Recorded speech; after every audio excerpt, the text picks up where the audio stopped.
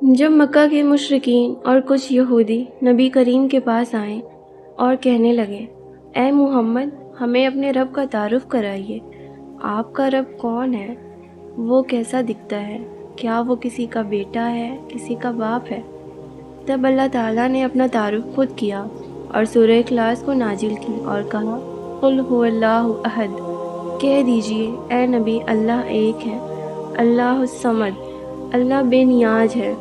احد کا معنی ایک اور واحد کا معنی بھی ایک، مگر احد وہ ایک جو لا شریک ہے، پیور، جس کا کوئی جوڑا نہیں، کوئی مثال، کوئی برابری نہیں، اور واحد ایک نیومیریکل سینس میں، اور سمد دنیا میں ہر چیز کسی نہ کسی پہ ڈیپینڈنٹ ہے، کوئی بھی چیز خود سے نہیں ہے، ہر چیز کا کوئی اورجن ہے، اورجن تک تو ہم پہنچ جاتے ہیں، مگر اورجنیٹر کی بات جب آتی ہے تو ہمارے پاس کوئی جواب نہیں ہوتا، اور پھر یہی بات ہمیں احساس دلاتی ہے there is something great power behind it، اور وہ اللہ ہے، اصل اورجنیٹر، کریٹر، جو کسی پروسیس کا محتاج نہیں، نہ میٹیریل کی ریکوائرمنٹس ہے، نہ کسی سپورٹ کی، وہ تو بس آرڈر حکم کرتا ہے، کن ہو جا، اور چیزیں وجود میں آنے لگتی ہیں۔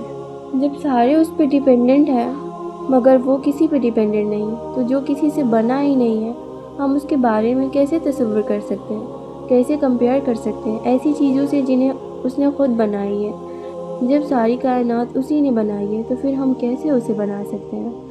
وہ تو سیلف سفیشینٹ ہے، فری آف نیڈ، اسی کسی کی حاجت نہیں۔ پھر کہا، لم یلد ولم یولد، نہ ہی اس کی کوئی اولاد ہے، نہ ہی وہ کسی کا اولاد ہے۔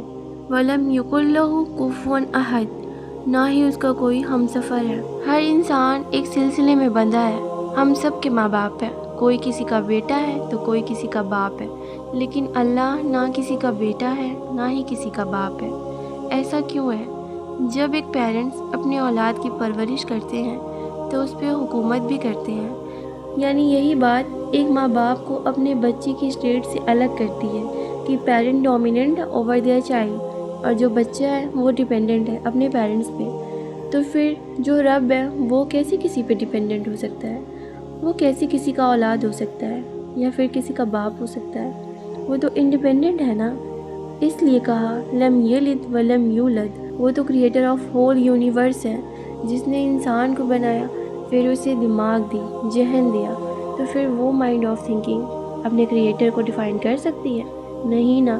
تو وہ یہی بات ہے جو اللہ کو رب بناتی ہے، ہم سب کا خالق، مالک، رازق بناتی ہے۔